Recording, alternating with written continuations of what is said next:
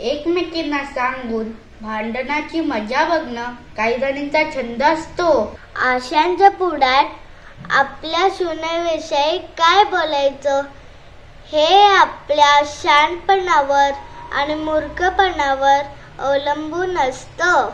सासू सुना जे भांडती, घरी कशी नांदे शांती.